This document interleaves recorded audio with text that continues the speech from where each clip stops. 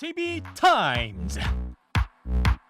네, 더 막내 작가와 함께 시선 집중의 문을 열겠습니다. 어서 오세요. 네, 안녕하세요. 더막갑니다. 월요일 아침인데요. 평소보다 조금 힘들잖아요. 아, 그렇죠. 월요병이라는 게 있죠. 네, 안 힘드세요? 힘들죠. 매일이 힘듭니다. 매일.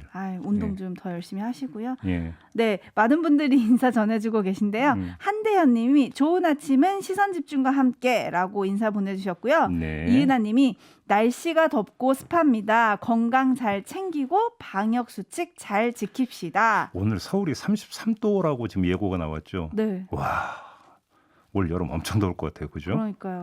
그냥 나가지 말고 집콕하는 게 제일 시원하지 않을까 싶은데요. 네. 김종희님, 제발 코로나 끝날 때까지 다들 휴가에 연원하지 않았으면 좋겠습니다. 그러게요. 그러게요. 4단계가 시작됐으니까요. 예. 오늘부터 더 방역수칙 꼼꼼하게 잘 지키는 한 주가 돼야 될 것 같습니다. 네, 휴가 시즌 이제 시작이 될 텐데 이번 휴가는 방콕이 제일 좋을 것 같습니다. 그렇죠? 네.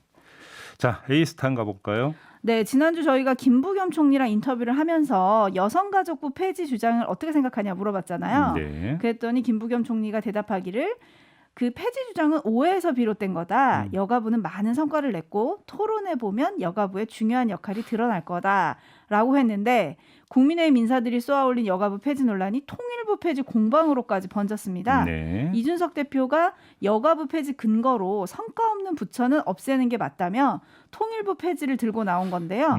이인영 통일부 장관이 발끈했습니다. 네. 젠더 감성과 인권 감성 설정까지 둘 사이에 벌어졌고요. 근데 핵심은 이준석 대표의 작은 정부론인 것 같아요.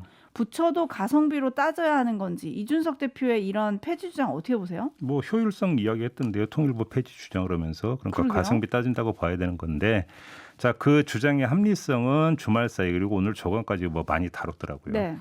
핀트를 조금만 돌려가지고 이준석 대표 이런 발언을 저는 어떻게 보냐면 김칫국이다. 김칫국이다. 네, 너무 일찍 마치고 있다. 아하. 왜냐하면 100번 양보해서 대선 후보가 이런 이야기를 한다면 내가 대통령이 된다면 이런 가정하에 하는 얘기를 그냥 넘기겠는데 네. 당 대표가 이런 이야기를 해버리면 우리 그 정당이 집권할 걸 전제로 하고 지금 하는 이야기 아니겠습니까? 근데 너무 빠르다. 그래서 김칫국 마시고 있다. 그것이 표심에 어떤 영향을 미치지 솔직히 좀 한번 스스로 돌아보라. 이런 말씀을 좀 드리고 싶습니다. 근데 대선 선언을 한 하태경 의원이 또 이런 주장을 하고 있는 거랑 일맥상통하는 거 아니겠어요? 대선 공약으로까지 이어진다면 도움 별로 안 될 거다. 그러니까 저는 조금 전에 말씀을 차라리 대선 후보라면 그러니까 뭐 네. 내가 대통령이 된다면서 비전을 제시하는 거라고 치겠는데 대선 후보가 아닌 당 대표가 이렇게 먼저 앞장서서 선창을 해버리면 우리 정당의 그러니까 정권 교체를 기정사실로 놓고 지금 이야기하는 거로 저는 그러니까 그렇죠. 전달이 되는 거 아니겠습니까? 네. 그게 표심에 꼭 긍정적이겠느냐 이걸 좀 저는 묻고 있는 겁니다. 알겠습니다. 좀 부정적인 댓글이 많은 것 같아요. 강상규님, 국방부도 없애지? 3888님, 네. 작은 정부론이요? 그건 본인의 젠더 감수성과 인권 감수성을 가리려고 하는 말 같은데. 루피님, 정부의 기업처럼 성과를 운운하나요? 그다음에 하나만 더 말씀을 드리면 네. 제가 알고 있는 범위에서 작은 정부라고 하는 건 네. 부처가 몇 개냐라고 하는 그런 물리적인 어떤 영역에서 하는 이야기가 아니라 정부의 역할을 어디까지로 제한할 것이냐. 예를 들어 저희가 학교 다닐 때부터 야경 국가로 뭐 이런 거 배우지 않았습니까? 사회나 시장에 정부가 어디까지 개입할 것인가의 문제에서 나오는 작은 정부론이지. 네. 부처의 개수를 가지고 따지는 게 아니다. 작은 정부론이라고 하는 건. 또 한 가지는 한 정부는 5년 임기 동안에 지향하고자 하는 국정의 목표라는 게 있는 거 아니겠습니까? 그렇죠. 거기서 효율성이 아니라 국정의 방향, 철학에 담긴 국정의 방향에 따라서 중점 과제라고 하는 것들을 설정을 하는 거잖아요. 네. 그리고 그거에 맞춰서 정부 조직을 개편을 하는 거고. 그러니까 이 점에서 본다면 효율성의 문제만 갖고 따질 게 아니라 그 정부가 어떤 지향을 갖고 국정을 운영하고자 하는가. 이 점을 봐야 되는 건데 제가 그래서 조금 전에 김칫국 마시는 게 표심에 어떤 영향을 미칠 것인가를 봐야 된다고 했던 이야기가 바로 거기에 있는 거죠. 네. 별로 신경 안 쓴다. 이런 이야기를 비춰지면 어떤 표심으로 나타날 것이냐. 이걸 한번 되돌아보라 이런 말씀을 드리는 겁니다. 알겠습니다. 그리고 지금 문자로는 사실 이런 얘기가 많이 옵니다. 이 얘기를 좀 귀담아 들으셨으면 좋겠는데 9247님 국회 폐지는 어떨까요? 6989님 국회를 좀 줄입시다. 요런 의견이 많다. 작은 국회론입니까? 네, 이런 의견이 많다. 네. 자, 여기까지 하고요. 제이비타임즈 오늘 주목할 뉴스들 정리해 드리겠습니다. 먼저 첫 번째 뉴스는 어떤 건가요? 자, 오늘부터 수도권에서 사회적 거리두기 4단계 이제 시행에 들어가는 거 아니겠습니까? 저녁 6시 이후에는 2명만 모일 수 있는 거고요. 영업 시간은 계속 밤 10시로 이제 제한이 되게 되는데 네. 자, 이렇게 되면 당연히 소상공인에 대한 타격은 불가피한 것 아니겠습니까? 그렇죠. 이러다 보니까 여야 가리지 않고 이 추경 재검토해야 되는 거 아니냐 이런 주장이 나오고 있습니다. 네. 그러니까 소상공인의 피해가 기정사실이니까 소상공인 지원을 중심으로 추경을 다시 짜야 된다. 이런 주장인 거죠. 좀 당연한 말 같기도 합니다. 그래서 어제 정부도 이번 조치로 피해를 입은 소상공인의 손실은 보상하겠다. 이런 발표도 한 거 아닌가요? 예, 당연한 것 같은데 사실 잘 따져보면 당연하지 않을 수도 있다는 겁니다. 이것도 삐딱선 정신으로 봐야 되는군요. 왜 그러냐면 자, 손실보상법이 7일 공포가 됐습니다. 그랬죠. 그래서 그 공포 후에 집합금지 및 영업제한 조치로 인해서 발생한 손실은 이 법에 따라서 보상하도록 되어 있습니다. 네. 따라서 지금 추경과 4단계에 따른 손실보상은 구분돼야 합니다. 자, 정부 여당이 그동안 뭐라고 했습니까?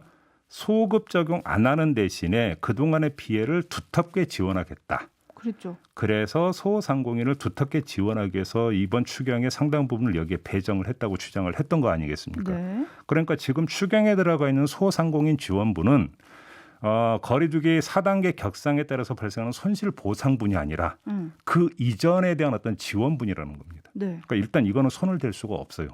돼서도 안 되는 것이고. 네. 그러니까 예를 들어서 뭐 전국민도 아니구나. 80%로 네, 제한됐으니까 뭐 이거를 손을 대가지고 4단계에 따른 손실 보상이 재원으로 삼겠다면 그건 다른 그 각도에서 어떤 논점이 되겠지만 네.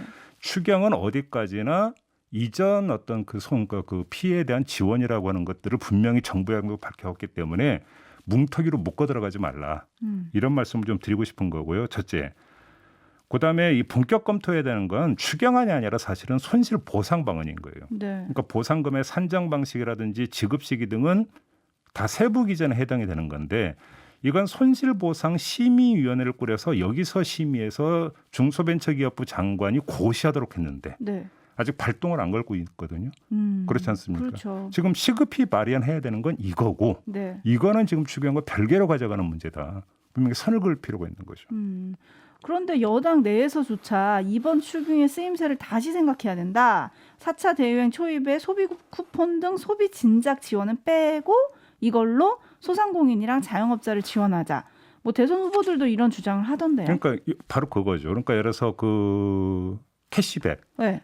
지급을 없는 걸로 하고 그러면 그 재원이 따로 이제 형성이 되는 거 네, 아니겠습니까? 그거는 그러니까 사회적 거리두기 4단계 격상에 따른 손실보상 재원으로 삼는다면 그건 얘기가 되는 거죠. 네. 근데 제가 지금 드리는 말씀은 이번 그러니까 그 추경에서 가장 큰 축을 형성하고 있는 소상공인 지원부는 네. 손실보상과 섞지 말라라는 얘기예요. 그거는 이전 소급 적용을 안 하는 대신에 주기로 했던 거니까 네. 마구 섞지 말라. 그건 그 원래대로 지급이 돼야 된다. 이 말씀을 드리는 거죠. 아하, 알겠습니다. 이해를 해보니까 정리를 해보면 원래 추경의 계획에 있었던 소상공인 지원부는 건들지 말고 그렇죠. 그거는 건드리면 안 돼요. 건들지 정부 말고 여당의 섞지도 주장이 말고 주장이 섞지도 그거였으니까. 말고 지금 4단계에 대한 거를 보상을 하고 싶으면 다른 재원을 마련해서 다시 더 논의를 해야 된다 이 말씀이신 건가요? 그렇죠. 그건 손실보상법에 따라서 그 절차와 기준에 따라서 그러니까 보상해야 되는 거라는 거죠. 알겠습니다.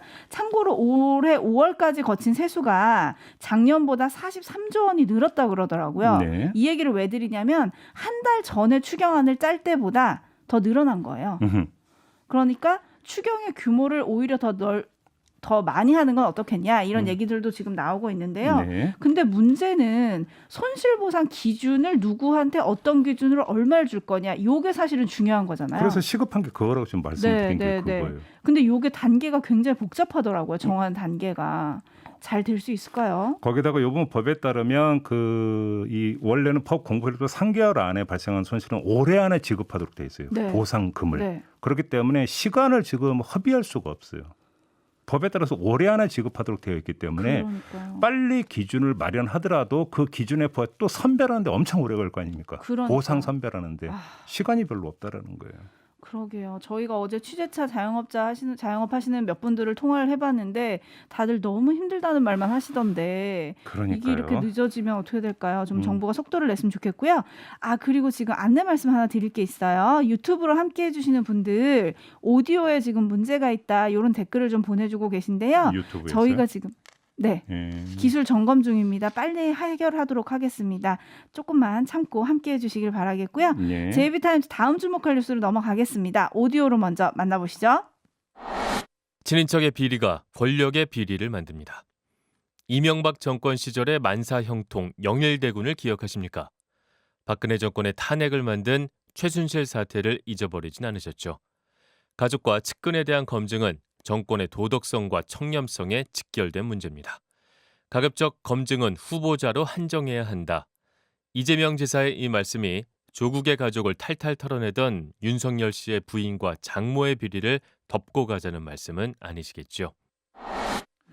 네, 이게 정세균 후보가 SNS에 올린 글 내용인데요. 네. 발단이 어떻게 되냐면 이재명 경기지사가 가급적이면 검증은 후보자 본인의 문제로 제한해야 한다 이렇게 주장을 한 거에 대한 반박이에요. 네. 뭐 부인이 부정한 행위를 했는데 비호했다면 후보 본인의 문제이지만 그게 아니라면 가족까지 뭐 넓힐 필요가 뭐가 있겠느냐 이런 이재명 지사의 어떤 주장에 대한 반박인데 자 이낙연 후보도 그 한마디 했죠. 네. 가족의 사생활은 보호해야 하는 게 옳지만 위법 여부에는 엄중한 검증이 필요하다. 이렇게 정세균 후보가 이제 비슷한 결의 주장을 좀 내놓은 바가 있었습니다. 네, 일종의 공방이 이어지는 건데 이거 예. 어떻게 봐야 될까요? 한번 이렇게 비교를 해보죠. 재벌 총수 일가의 갑질 의혹이 불거진 경우가 여러 번 있었죠. 네. 이때 이걸 추적하고 검증하는 데 대해서 그 누구도 시비 붙지 않았습니다. 그렇지 않습니까? 그렇죠. 자, 오히려 법률 위반 소지가 있으면 더 철저하게 뒤지고는 하지 않았습니까? 왜 그랬겠습니까? 그 자체가 문제가 있을 뿐더러 한국 사회의 특수성이 있죠. 유전무죄, 무전유죄라고 하는 국민 정서가 있는 거 아니겠습니까? 네. 유전무죄에 대한 경계가 깔려 있었기 때문이라고 봐야 되겠죠. 자, 그러면 같은 맥락에서 한번 보면 되는 거 아니겠습니까?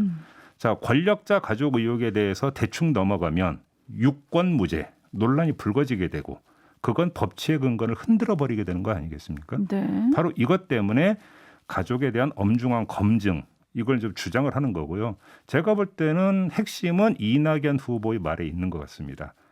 위법 여부. 이게 기준이 되겠죠. 네. 사생활까지 제가 볼 때는 뒤지는 것은 좀 문제가 있다고 생각합니다. 하지만 위법 여부에 이걸 기준으로 삼아서 검증 대상을 삼으면 되는 것 아니냐. 요 점을 좀 말씀을 드리고 싶고요. 하나만 더 추가한다면 특히 대통령 후보 부인의 경우 가족 중에서 대통령 후보 부인의 경우에는 더 엄격한 잣대가 필요하다. 왜 그러냐면 만약에 그 후보가 대통령이 된다면 부인은 영부인이 됩니다. 그렇죠. 영부인에게는 제2부속실이 딸리게 됩니다. 국민의 세금으로 각종 지원을 하게 되고요. 의전 대상이 됩니다. 다시 말해서 대통령 후보 본인과 별개의 인물이 아니라 또 하나의 국정에 중요한 인물이 된다는 이야기가 됩니다. 그렇기 때문에 검증 대상은 더더욱 당위가 된다. 이 말씀을 드려야 되는 거죠. 그러니까요. 근데 이재명 지사는 어제 예비 경선 결과 발표 후에도 기자들이 질문을 하니까 이렇게 답했어요.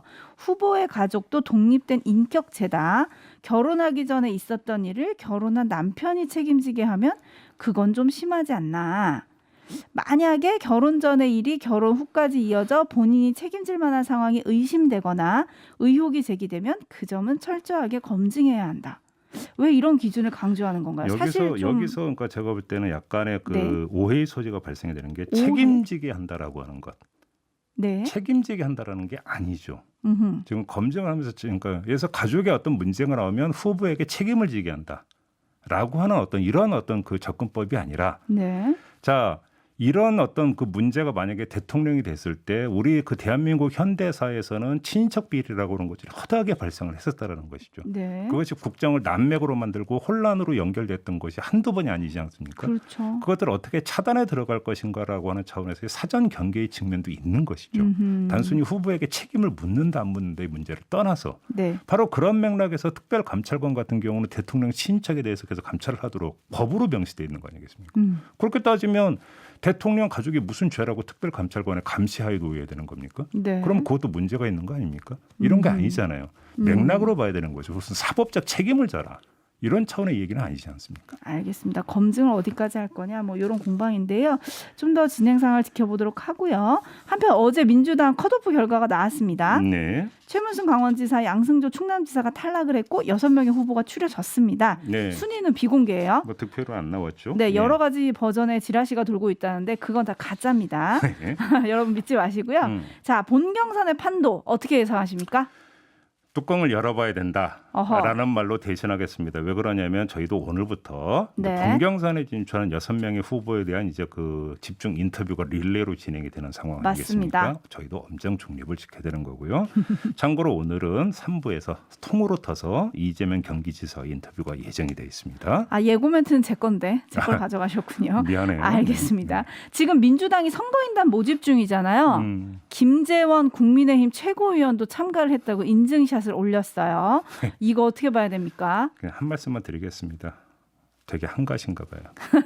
그리고 나머지는 이분 내일 고정 출연하시지 않습니까? 맞습니다. 네, 내일 좀 질문 좀 드려보도록 하겠습니다. 아, 알겠습니다. 네. 내일 역선택의 우려에 대한 것과 그다음에 허술한 민주당 경선 시스템이 문제다라는 의견이 좀 공방을 벌이고 있는데 근데 왜 그 민주당의 허술한 경선 시스템을 상대당에서 이렇게 걱정을 해주시죠? 아, 그러니까 이준석 대표가 걱정했더라고요. 네.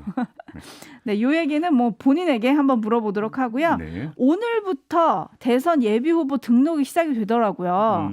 윤석열 전 총장 오늘 선관위 가서 한다고 하던데 네. 오늘 또 주목되는 사람이 있습니다. 최재형 전 감사원장. 아버지 사무제를 위해서 현충원을 방문을 하는데 네. 여기서 사실상 대선 출마 선언을 할 거다. 글쎄 그럴까요? 방명록에 어떤 말을 남길 거다. 이런 디테일한 기사가 있던데 어떤 단어 예상하세요? 아, 글쎄요. 너무 일거수일투족에 초점을 맞추지 맙시다. 알겠습니다. 네. 나오면 얘기하도록 하죠. JB타임즈 다음 주목할 뉴스 오디오로 먼저 만나보시죠. 일본 정부가 한국 정부의 정상회담 요청을 수용했다. 15분 정도의 회담이 될지 모른다 등 최근 일본 언론에선 한일 정상회담에 군부를 떼는 보도가 잇따르고 있습니다. 이에 대해 청와대가 분명하게 선을 그었습니다. 일본 국내 여론을 떠보고 회담이 무산될 경우 책임을 떠넘기려는 일종의 언론 플레이라는 겁니다. 청와대 고위 관계자는 MBC와의 통화에서 비신사적으로 하면 일본에 갈 이유가 없다고 강한 어조로 비판했습니다. 청와대는 과거사 문제와 수출 규제 등 현안을 풀 수 있는 실질적 성과가 보여야 정상회담도 가능하지 이른바 빈손 정상회담은 안 된다는 입장입니다. 갈등들이 풀리는 성과도 있으면 좋겠다라고 하는 것은 저희뿐만이 아니라 일본도 그럴 것이고 모든 사람들이 바라는 것 아니겠습니까? 네.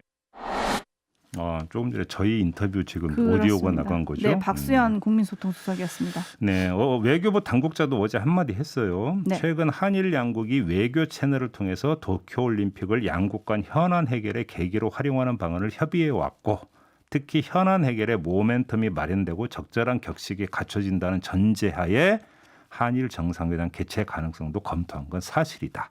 하지만 협의 내용이 일본의 입장과 시각에서 일방적으로 언론에 유출되고 있다. 이건 강한 유감을 표한다. 이렇게 이야기를 했는데 네. 실무 조율이 진행되어 왔다라고 하는 사실은 인정을 한 거죠. 네네. 그렇죠. 자, 그런데 문제는 요 과정에서 계속 일본에서 언론을 이용한 플레이가 계속되고 있다. 왜 이러는 겁니까? 그러니까요. 바로 이제 이게 문제가 되는 건데 자, 박수현 청와대 국민소통수석이 저희와 인터뷰할 때도 간접적으로 이야기한 게 있지 않습니까? 네. 자, 포인트는 여기에 있는 것 같습니다. 현안 해결의 모멘텀과 격식. 그러니까 어렵게 얘기할 것 없이 약식이 아니라 한 15분 만나는 약식이 아니라 정식으로 정상회담을 열고 네. 이 자리에서 수출 규제 조치나 과거사 문제가 의제로 올라가서 정식으로 논의돼야 된다. 이게 우리의 어떤 그 입장이고 요구인 것 같아요. 네. 만약에 이게 이루어진다면 우리로서는 마다할 이유는 없는 거 아니겠습니까? 네. 근데 이게 이루어지지 않으면 어떻게 되는 겁니까? 할 필요 없죠. 그러니까 일본, 그러니까 스가가 어떤 생색내는데 그냥 도움만 주는 거니까 갈 이유가 없는 거죠. 그렇죠. 여기서 결국은 우물의 법칙이 나오죠. 목마른 사람이 우물 파는 거 아니겠습니까? 네. 그잖아요. 그러니까 아쉬운 건 일본이지 우리가 아니라는 거예요. 그렇죠. 근데 일본 행태를 보면 아쉬운 건 자기들인데 우물은 안 파고 목소리만 더 내는 행태잖아요. 약간 배짱 부리는 것 같기도 하고. 그러니까 여기서 장난질 친다라는 이야기가 그래서 나올 수밖에 없는 건데 네. 도대체 일본은 왜 그럴까 그러면 네. 언론 플레이 행태는 판을 깔자는 게 아니라 판을 깨자는 걸로도 해석이 될 수 있는 건데 이유는 깨자고요? 왜냐하면 이러면 우리가 지금 어떻게 하겠다, 어떻게 할 수 음. 있겠습니까? 그 점 때문에 말씀을 드리는 건데 네. 이유는 두 가지로 좀 우리가 분석을 해볼 수 있을 겁니다. 하나는 미국을 향한 액션일 수도 있다. 미국. 예, 왜냐하면 그 한일 간의 관계 개선을 미국은 계속 주문을 해왔는데 네. 문제는 만에 하나 이것이 그 결렬이 될 경우에 우리는 할 만큼 했는데 한국에서 협조를 안 한 거다라는 식으로 몰고 가기 위해서 결국은 계속 이렇게 지금 장난질 치고 있는 거 아니냐라는 해석이 가능한 것 같고요. 다른 하나는 일본 국내용인데 한국의 그 문재인 대통령이 하다 이제는 일본의 국가적 행세마저 이용하려다가 죄를 뿌린다. 이런 식으로 몰아가 버리면 또 혐한 정서를 자극을 하고 정권 보유에 그것이 도움이 될 거다. 이런 생각을 하고 있지 않은가. 이거는 뭐 많은 일본 전문가들이 하는 이야기 아니겠습니까? 네. 이런 식이라면 무언가가 지금 근본이 잘못돼 있다. 마주 앉을 준비가 전혀 안 돼 있는 거다. 네. 이런 말씀을 드려야 되는 거죠. 촌철님들의 반응으로 마무리하겠습니다. 8672님. 일본 사람들 김칫국부터 마시는 건가요? 김칫국은 한국 고유의 식품인데 6674님. 선수들 생각하면 올림픽 가는 게 마땅하지만 마음 같아선 그냥 불참해버리면 좋겠어요. 그러게요. 네, 자, 이렇게 여기까지 마무리하겠습니다. 마무리하죠. 담화과 수고하셨습니다. 감사합니다.